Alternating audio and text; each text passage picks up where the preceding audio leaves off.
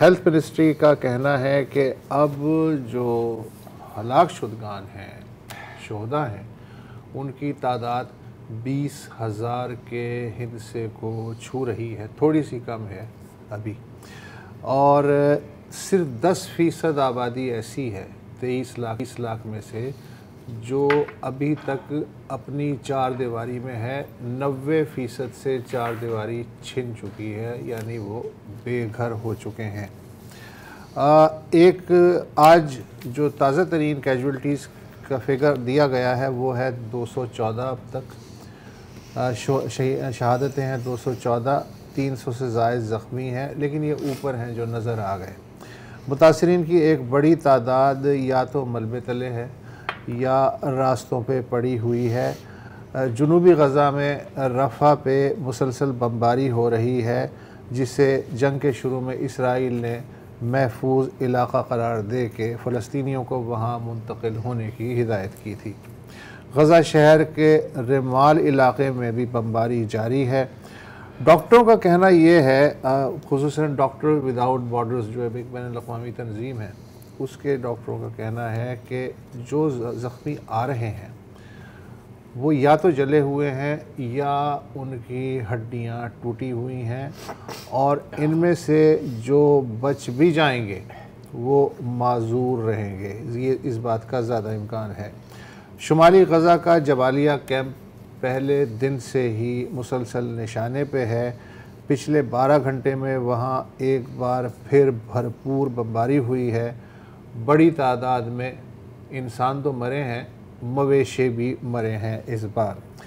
زخمیوں کو گدھا گاڑیوں میں یا ہاتھوں میں لے کے منتقل کرنے کی کوشش کی جا رہی ہے، مگر کہاں منتقل کریں؟ نہ اسپتال بچے ہیں، نہ بستر ہے، نہ دوا ہے، نہ طبی آلات، نہ غذا، نہ پناہ۔ یہ تو ہے غزہ کی صورتحال۔ غرب اردن جو ہے، جسے ہم مغربی کنارہ بھی کہتے ہیں، وہاں یہودی آباد کار اور فوجیوں کے ہاتھوں مسلسل جو قتل عام ہے وہ سلو موشن میں جاری ہے غزہ کی نسبت۔ اب تک وہاں 450 شہادتیں ہو چکی ہیں 7 اکتوبر کے بعد سے۔ 10,000 کے لگ بھگ لوگ زخمی ہیں۔ تقریباً 5,000 نوجوان اور بچے اسرائیل کی قید میں ہیں۔ 7 اکتوبر سے پہلے 8,000 قیدی تھے، لیکن 5,000 کا ان میں اب تک مزید اضافہ ہو چکا ہے۔ غزہ میں فضائی قیامت برس رہی ہے تو غرب اردن میں اسرائیلی فوجی نشانچی فلسطینیوں کا شکار کر رہے ہیں۔ بالخصوص جنین کیمپ کا نام آپ نے بارہا سنا ہوگا خبروں میں۔ وہاں مسلسل آپریشن جاری ہے، اور اوسطاً صرف جنین کا جو ایریا ہے وہ بہت ہی چھوٹا سا ہے اور اس میں آبادی بالکل ٹھسی ہوئی ہے۔ اوسطاً وہاں روزانہ 10 فلسطینی جو ہیں وہ اسرائیلی گولیوں کا نشانہ بن رہے ہیں۔ تو جس طرح آپ نے بتایا کہ آج بھی ٹھیک ٹھاک بمباری ہوئی ہے، اور رفح کا جو علاقہ ہے جو مصر کے بارڈر کے ساتھ ہے وہ نشانہ تھا۔ ایک وجہ اس کی یہ بھی ہو سکتی ہے کہ اسرائیل کو پتہ ہے کہ اقوام متحدہ میں دوبارہ کوششیں ہو رہی ہیں ایک فائر بندی کے ایک قرارداد کی۔ اس سے پہلے وہ یوزلی تیزی میں آتا ہے۔ پچھلی بار بھی ہم نے دیکھا کہ جب بات چیت چل رہی تھی، ہاں، تو وہ کہتے ہیں کہ جیسے بس لاسٹ اپرچونٹی ہے، جتنا نقصان کر سکتے ہو تو کرو۔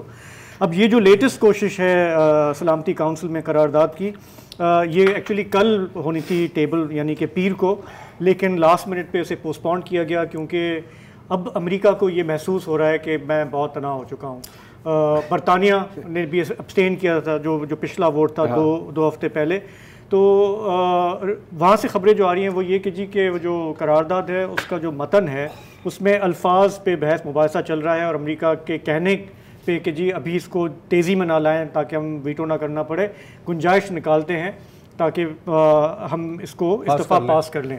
اور وہ لینگویج میں دیکھیں الفاظ کا بڑا کیا ہے لینگویج کا، دیکھیں ابھی جو آخری جو آ رہا ہے جو میڈیا میں آ رہا ہے وہ یہ کہہ رہے ہیں کہ جی کہ آپ بات کر لیں سسپینشن آف ہاسٹیلٹیز، ہے تو الفاظ کا ہیر پھیر، ٹھیک ہے، at the end of the day ہم کیا کہہ رہے ہیں کہ جی فائر بندی ہو تاکہ یہ جو امداد اتنی رکی ہوئی ہے، ہزاروں ٹرک کھڑے ہوئے ہیں، وہ اندر جا سکیں، جو کچھ لوگ جہاں تک اس کی بات ہے نا، سوری یہ ابھی ای یو کے ایک ایم پی وہاں پر پہنچے ہوئے ہیں, آئرلینڈ سے تعلق ہے ان کا. غزہ پہنچے نہیں, وہاں رفح کراسنگ مصر کی سائڈ پر. وہ کہہ رہے ہیں کہ یار کلیئر ہے کہ یہاں پر مطلب لٹرلی مطلب ملینز کی تعداد میں ریلیف کوڈز ہے, اور اسرائیل ان کو جانے نہیں دے رہی کیونکہ وہ چاہتے ہیں کہ یہ لوگ ایسے ہی مر جائیں کسی طرح خاموشی سے. لیکن